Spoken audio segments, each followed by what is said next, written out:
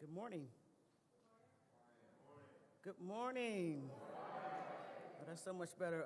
To God be the glory for all the great things he has done. I am just kind of almost overwhelmed to be at this moment in this building at this time and with the people who are in this room. What an awesome ride it has been. And I do mean ride. We have, well, first of all, let me just honor my colleagues who are in the room who will not grace the podium today. That is the Council President, Darius Pridgeon, Maston District Council Member Ulysses Wingo, Erie County Legislative Chairwoman April Baskin, and Erie County Legislator Howard Johnson. We're so happy that you all have joined us today. It's a beautiful day in the neighborhood. And it's even more beautiful because of the women who are in the room. And I don't want to say that disparagingly, because our Commissioner Dominguez is here with us, and so is our governor. And I also want to give, a lot of honor to Melissa Wigglesworth, who runs this place and makes it happen every day. She is joined by her board chair, Dave Bush. Thank you so much for being here as well. I could spend a long time talking about the history of how this all came to be and the struggles that went in to making it happen. I do at this time want to honor Lumen Ross and Chuck Eaton, who have gone on before us, but I am confident the smiles from heaven are smiling down on us today. So I want to certainly be happy that we're at this point, but I know that in order to get things like this done, it takes a lot of people and a lot of work, a lot of dissension, a lot of cooperation, and a lot of advice sometimes when you don't even want it. I am intrigued by the fact that we're in the Science Museum, which is one of the most beautiful assets, and there are many of them in Buffalo, but this is one of them that we have in our community. And I noticed that this has been a theme for a while around here, and it's a good question. Why? Why? Why do we have to go backwards to rectify things that were torn down? Why do people make decisions that maybe not intentionally, but ultimately destroy people's lives? Why? That's a hard question to answer, because none of us were here when that beautiful parkway was torn up, destroyed. Some of the people and their ancestors may be still here when Woodline was cut off and they didn't have the ability to go from Jefferson, which is a commercial strip that got decimated, to Fillmore, which is a commercial strip that got decimated. Glenwood was cut off. All of these things not only destroyed people's lives, but it destroyed the economy of the east side of Buffalo. And again, when I ask myself the question why, I gotta believe that people didn't intend necessarily to do that. But sometimes when you're making decisions about what impacts we'll have on a community, you have to do a real community impact. You have to talk to the people. You have to understand the economy. Just like we do environmental impact studies for why we need to restore things, We need to do environmental impact studies before we take things down too. We really do need to do that a little bit better. And it's my hope that as an elected person in a responsibility to try to help make some of these decisions happen, I don't think any other decision should be made unless we weigh in what impact will it have on the people who live there. And not immediately, but in the long term. That's due diligence. That's the kind of work that we have to do. And by the way, that's the kind of leader that we have now as governor, who will make a lot of really great calls, but it's all about how it impacts the people who live in and around the immediate areas. If it's education, if it's healthcare, if it's transportation issues, if it's construction issues, no matter what it is, the passionate woman that we have as our governor will think, how does this impact the people in the state of New York before I make this decision? For that reason, I am super proud to have her as the first woman ever in the history of New York State to be the governor, Kathy Hochul. And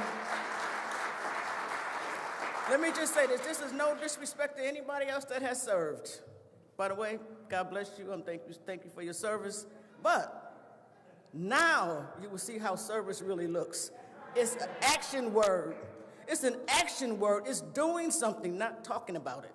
It's doing something, and that's why we're here today, because our governor, Kathy Hochul, has decided to move this from a conversation to action. That's the why we're here today, because of Kathy Hochul. So it is my pleasure and my honor to bring her to the podium.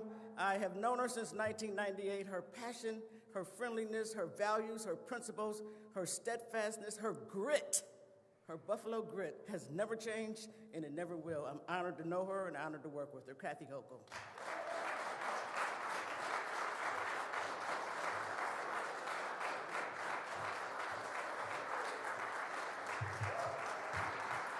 Thank you, Coco. Thank you. Good morning, Buffalo. Kind of a fun weekend coming up, isn't there? Yeah, we'll talk about that, but I do want to acknowledge how special it is to be here. Last night when I was flying back from New York City so I could be with you this morning, I did receive some very tragic news about individuals, members of law enforcement, who were shot responding to a domestic call in Harlem, where my lieutenant governor lives. He immediately went over to the hospital on my behalf, and I spoke with him and was texting with the mayor. And I just want to say this breaks our hearts all over the state, and this has happened with far too much frequency. It is something that, our hearts and prayers are with the families and the members of the NYPD, but also it's a resounding call to action to say those in Washington who will not heed the call, whether it was the children of Sandy Hook who were slaughtered in their classroom and continue up to this day, we have to do more to fight the scourge of illegal guns on our streets, and we need Washington teaming up with us, teaming up with locals to get it done. And I know Congressman Higgins, this is a passion of his, and I want to thank you for fighting the good fight, Congressman. And if we could only get the others to open up their hearts to realize that it does not have to be this way, because these guns, despite our tough laws here in the state of New York, and we're proud of them, they're coming in from other states. They're flooding our streets. And I have pledged the resources of the New York State Police to become embedded with NYPD and others to help them. In fact, we've tripled, just a week ago in our budget, tripling of funding for this gun interdiction effort, because they're coming in from Virginia and Maryland and coming in from Pennsylvania to our very streets. And we have to do whatever we can to protect our neighborhoods. So we are all grieving as New Yorkers. We are all grieving today, so please keep them in your prayers as we continue to find ways to deal with gun violence in all of our cities and also throughout our state. So our hearts are with them.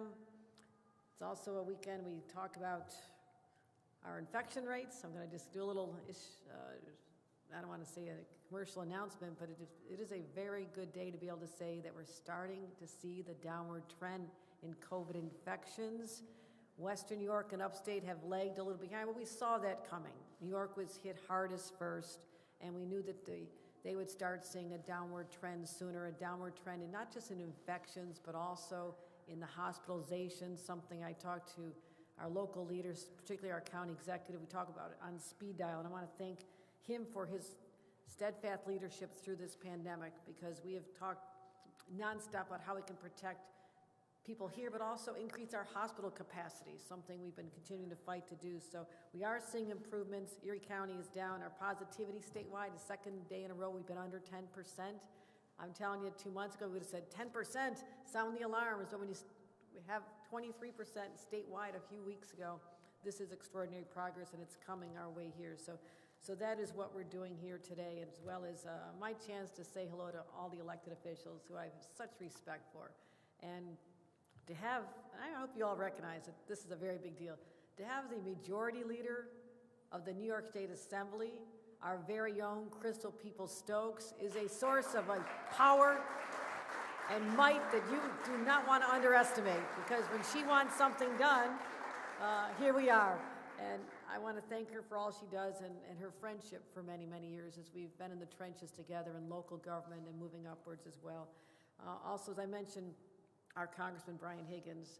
It was a decade ago we sat together in Congress, and sometimes we just shook our heads and said, what are they doing? But you have been in there fighting on the front lines to bring quality health care and good jobs to Western New York, and to make sure that we make the right decisions and undo the wrongs of the past. So thank you for just your friendship, but also just being that voice, that steady voice of reason that we've needed here for so long here in Western New York. Let's give a round of applause to Congressman Brian Higgins.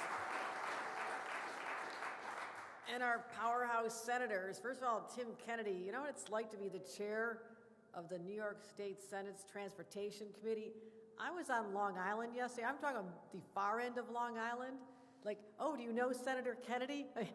Everybody knows, because they want their roads fixed, Senator. They're coming after you, too. So you think the potholes here need a little help? You should try the Long Island Expressway. And it's a pretty bumpy ride. So, Senator, thank you. We've worked together for a long time as well, and it's great to have you in that position. And another individual I work with from his local government assembly and now is a senator, Senator Sean Ryan. He has been such a person with a true progressive heart to make sure that we're fighting for the causes that are so important to his constituents, but people all over the state. I want to thank him for his leadership, and that is our Senator Sean Ryan.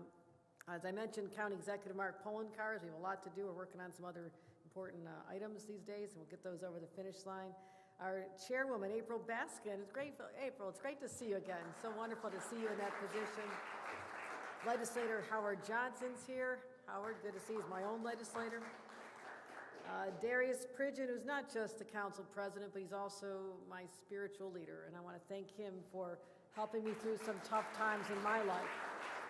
You truly have been there for me as well as the people of this community, and I want to thank all of you. And Ulysses Wingo, City of Buffalo as well. Ulysses, great to have you here.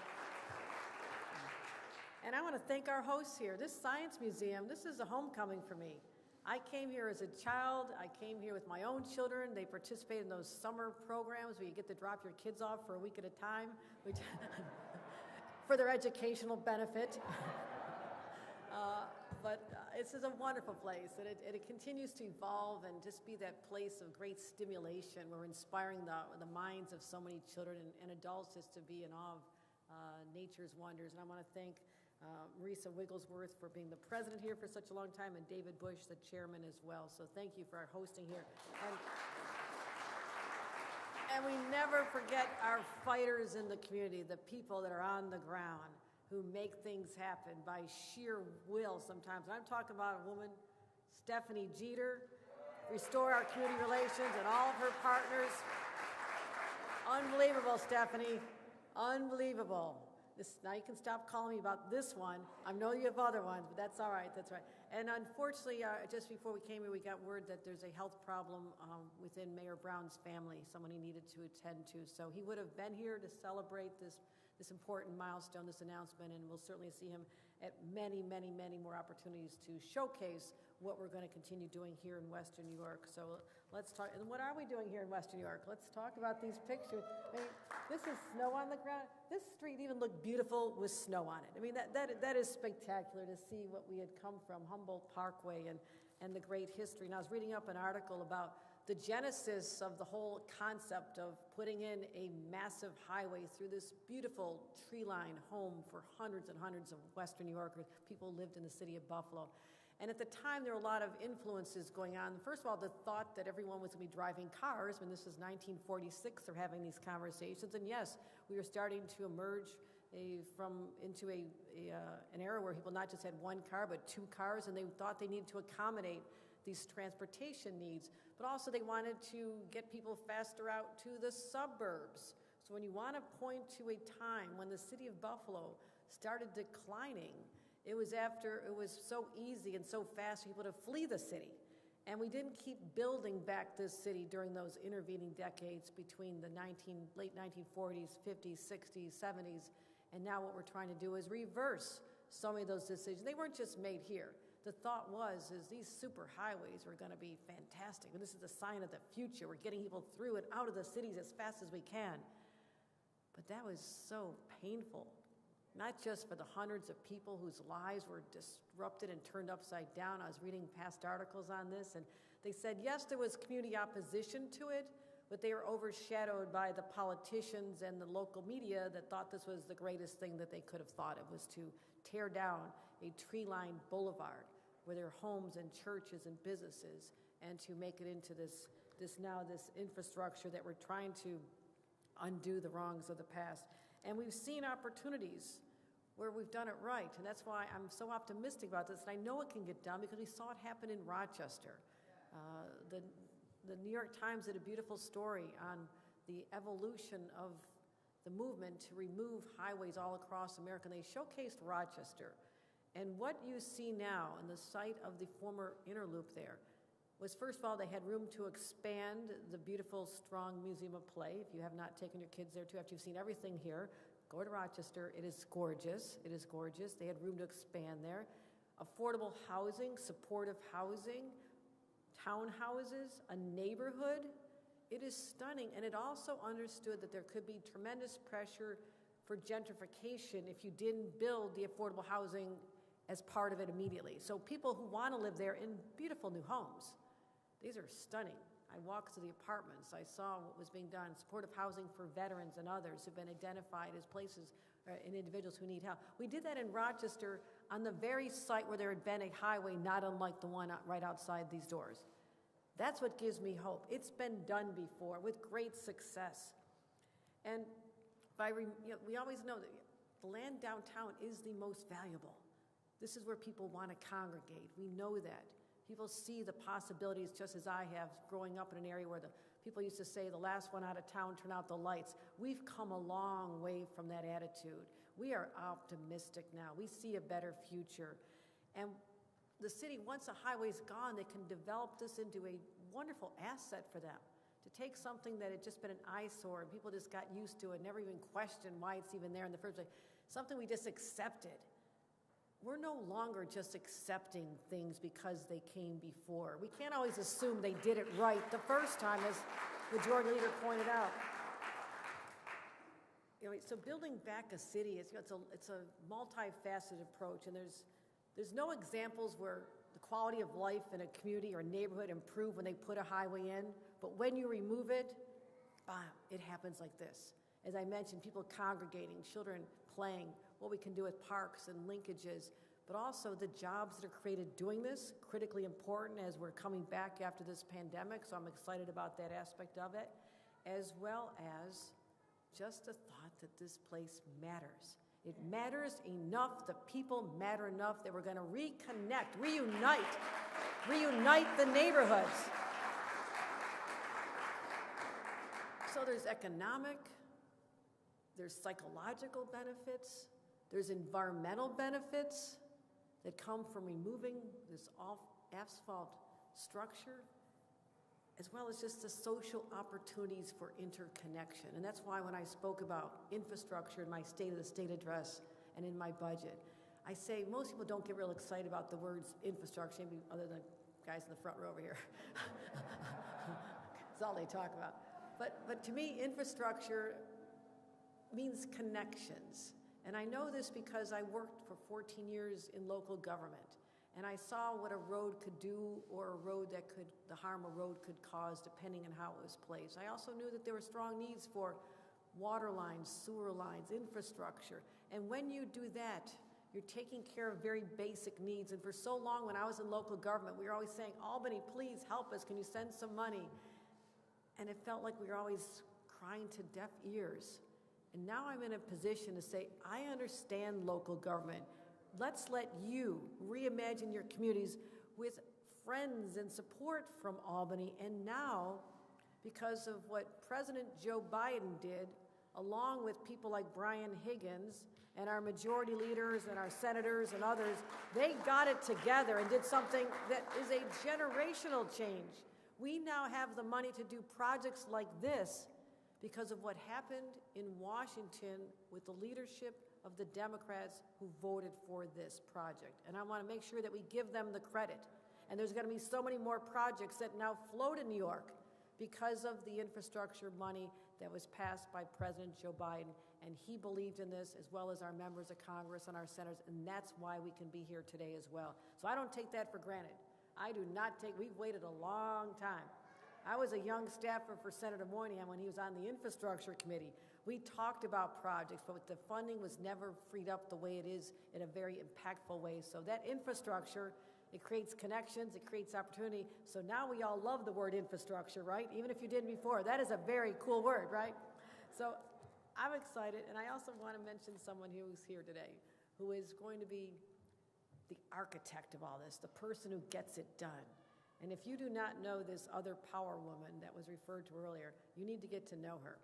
This is our incredible DOT commissioner, Marie-Therese Dominguez. And what she has done already, Commissioner Dominguez and I sit in an office sometimes, and we just say, what great things can we do together?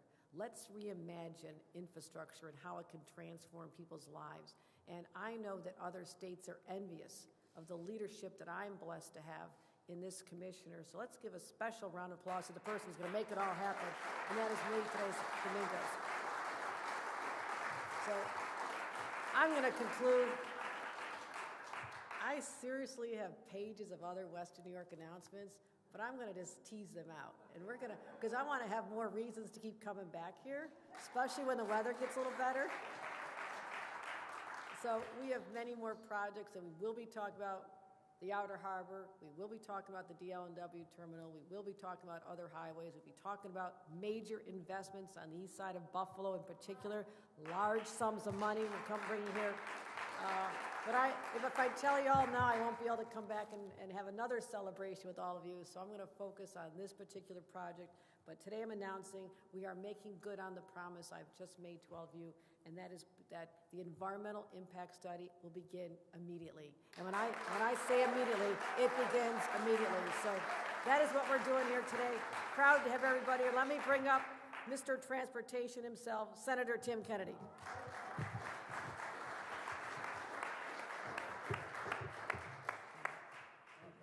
Thank you. Let me just get this on. Got double up. Always proud to wear this mask too. And I will close by saying, Patrick Holmes, you've got nothing on Josh Allen. You are in trouble, my friend. I don't mind trash talking you every day of the week because we're going to take you down.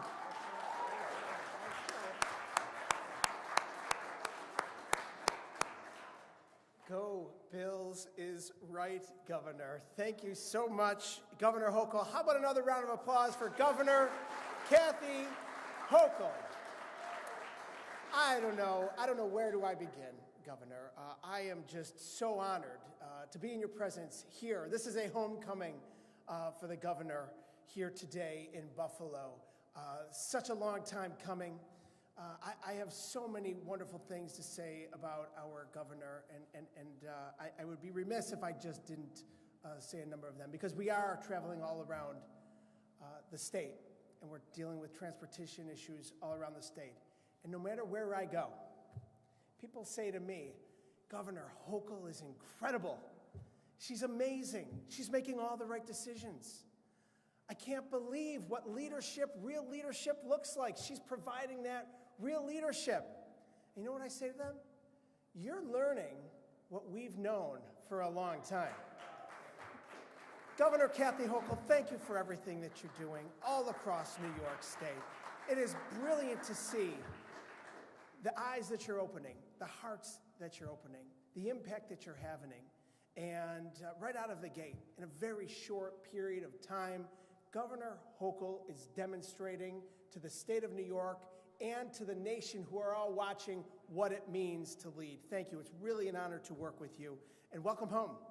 Welcome back to Buffalo. This issue has been a very important issue for you personally, for our community, for many years. For generations, unfortunately, our community has suffered because of the impact of bad decisions of the past. Today we're here under Governor Hochul's leadership to rectify those bad decisions, to make good on Governor Hochul's promise to reimagine, to reinvigorate our communities all across New York State. And, you know, again, as the governor mentioned, as transportation chair, I move around the state. I, too, was in Manhattan last night, Governor. I was with law enforcement at the Irish Echo Law Enforcement Awards ceremony, introducing the PBA president, Tom Mungier, as the leader of 2022, and with many law enforcement officials from across the city of New York. And our heart breaks, Governor, for the tragedy that ensued down in the city of New York, where one officer was killed, another critically injured, and our hearts and our prayers are with them and their families today. I will tell you, law enforcement knows that they have a partner in Governor Hochul. They were talking about it last night. Tom Mungier said, what a difference Governor Hochul is making. She's investing in law enforcement. She's investing in our communities. She's helping our communities take our communities back. So Governor Hochul, thank you again. And as it pertains to this issue today, while we're here, Governor Hochul is moving this important issue forward. Not long ago, we stood right here, Congressman Higgins, Mayor Brown, Majority Leader Peoples-Stokes, and I, and our other colleagues in government, calling for this exact initiative that Governor Hochul announced today to take place. Moving this project forward, the EIS, the investment in an environmental impact study that will allow this project once and for all to move forward. Without the EIS, this project is stalled. And unfortunately, for years it has been.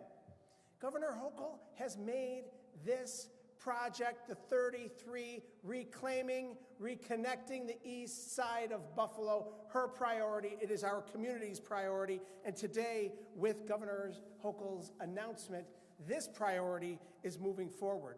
As chair of the Senate Transportation Committee and the senator representing this community, it's music to my ears.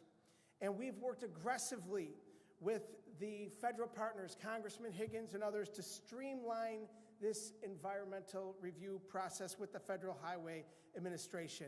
Because when federal and state money becomes available for projects like this, we have to be ready to put shovels in the ground. And anyone who lives in this community understands just how deeply this issue impacts it.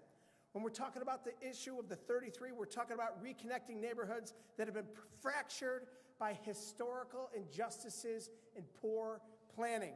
We're talking about bringing property values up for longtime homeowners and businesses back to life that have been decimated by the creation of this roadway.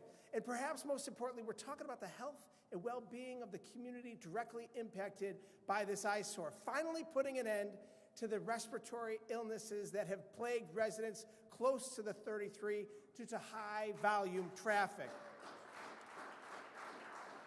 It's an economic issue, it's an environmental issue, it's a quality of life issue.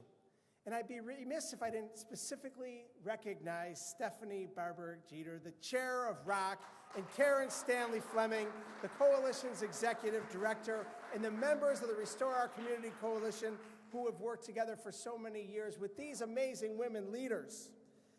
These women have been championing this project, Words that don't even give it justice. The only way to truly explain their dedication, their perseverance, their passion for this project is to look around and see where we are today. This progress, this moment here today with Governor Hochul says it all. And I thank the coalition, I thank these extraordinary women for your leadership. And you know what? Our community was listening. Majority Leader Crystal Peoples-Stokes was listening.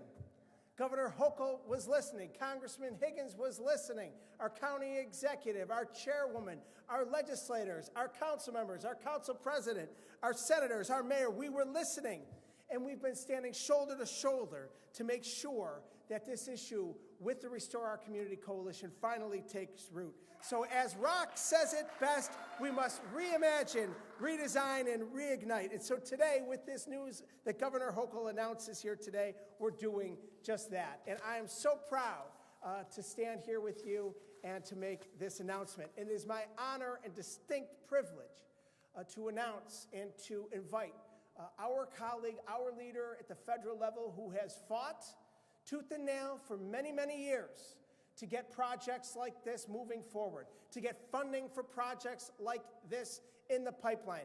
When the federal government was stalling on infrastructure, it was Congressman Higgins leading the way, talking about trillions of dollars. Finally, we got that movement because of his leadership. It's my honor and privilege to bring up our friend, our leader, Congressman Brian Higgins.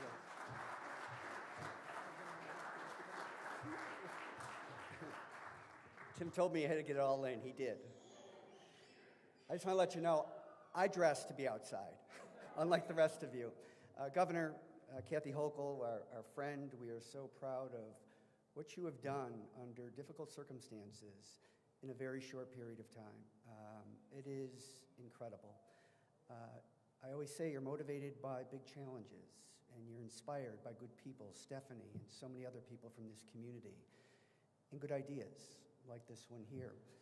If you look at the historical record about the Olmsted Park system, Frederick Law Olmsted, long before he was a landscape architect, was a public health worker in the Civil War. And he believed that there was a philosophical role to parks. He believed in the healing power of parks. And when he came to Buffalo in 1868, we were at the end of a pandemic. It was cholera, a waterborne gastrointestinal disease that killed thousands of Western New Yorkers. So city leaders said, you know, post-pandemic, we have to do something that's more ambitious. Let's not build a park. Let's build a park system. The Olmsted Park system, 850 acres, more acres than in Central Park in New York City, which he also co-designed. But the interesting thing about the Olmsted Park system is that there are no gates, there are no fences, and there are no walls. And that is deliberate, because Olmsted said that if the parks weren't available to everybody, they didn't really mean anything to anybody. So the Olmsted Park system is 6 parks, 6 beautiful parks, but 7 parkways in 8 traffic circles to make those parkways more functional and more accessible to more people. And if you look at the historical record of the 7 parkways, there's an asterisk next to Humboldt Park with one word: lost. Look at that beautiful parkway, taken from the people of this community.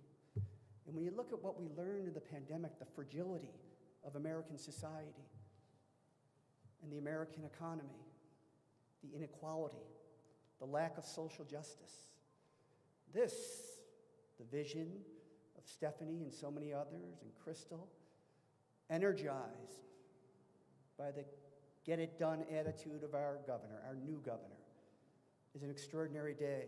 If these expressways were not designed by Robert Moses, they were influenced by Robert Moses. Didn't care about anything the governor had mentioned earlier. It was about the transfer of wealth from the city to the suburbs. The community be damned. You took away this to create that? No more. not under Governor Hochul, under Governor Hochul. She is committed to this. She's committed to this community, and she is committed to righting the historical wrongs that have been done to this community. So this is an extraordinary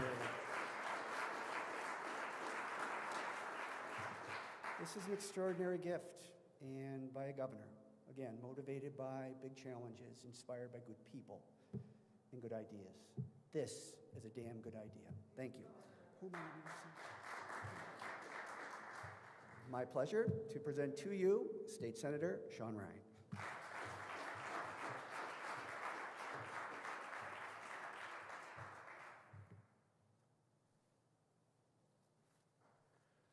So happy to be here this morning. How long have we been talking about fixing the Kensington?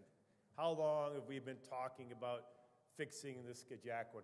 How long have we been saying, why'd they do that? So Congressman Higgins lays out a compelling history lesson, but our history is important. We had beautiful parkways. And what did our parkways do? They connected our neighborhoods. Delaware Park to MLK Park, a quick walk or a bike ride. What do we have now? Highways that divide us. And we all know that the transportation policies of the 50s and the 60s were designed. And they were designed to create and to enforce segregatory housing boundaries. And those boundaries persist today. And history matters. So on the west side, we kept our parkways, Chapin, Lincoln, Bidwell. When the pandemic occurred, just like Olmsted had planned, our parkways were crowded. It gave people a respite. You can get out of your house. But what did the people have on the east side? Did they have this? No, they had this as their respite. And it's a historic wrong, and I'm so happy to hear that we're taking the steps to fix those historic wrongs. And it always affects us. You think that, oh, this is just the way it is, everyone's used to it. I was over in the Trinidad neighborhood not long ago. Ellen Harris lives over there. She came out and said, anytime she tries to get something delivered to her house, Orville's calls and says, I don't know how to get to your house. I don't know how to get back in there. Clifford Bell came out. Remember Clifford Bell? Clifford Bell remembers when his kids were little, he'd give them the quarter and send them across the street to go to Hamlin Park to get the store to buy ice cream. You're not getting to Hamlin Park now if you live in Trinidad. So these are historic wrongs that we're fixing. And this is where I compliment Governor Hochul. We know she's tenacious. We know she has grit, but she also has an intellectual honesty. Governors that came before, they didn't want to tackle these problems because they're too hard to fix. But we know that we can't build the new Buffalo that we want unless we tackle these problems and we get it done right. And that's why I have tremendous faith and tremendous confidence that we're going to get it done right because of the leadership of Governor Hochul. Thank you, Governor Hochul, for addressing these problems, and you're addressing them in Rochester and in Syracuse and Albany. Because guess what? These transportation policies that rip Buffalo apart, that made us a segregated city, they're in all those cities too. So we're going to take these highways down and we're going to change them one city at a time, and we're going to have a city that's reunited and a one Buffalo. And maybe at the end of it, a kid from MLK will be able to get on his or her bike, ride over to Delaware Park, and a kid from Parkside will get on their bike and ride over. And wouldn't that be a beautiful thing for the city of Buffalo? So thank you to everyone who's been working on this issue for a super long time. So my job is to introduce County Executive and to get off the highways for a second, but just to talk about leadership during the pandemic. County Executive has provided consistent on-the-ground leadership for the last few years. I mean, I think of how hard my job has been, but I'm not the one who has to interact directly with the people, the health department. I'm not the one getting roasted on AM radio. I'm not the one getting death threats. I'm not the one having anti-Semitic attacks on your administration. So I thank you for your tenacity and getting up every morning to keep facing the pandemic, not lying to the people, not telling people it'll be all okay, but telling the hard truth. So it's my pleasure to introduce County Executive Mark Poloncarz.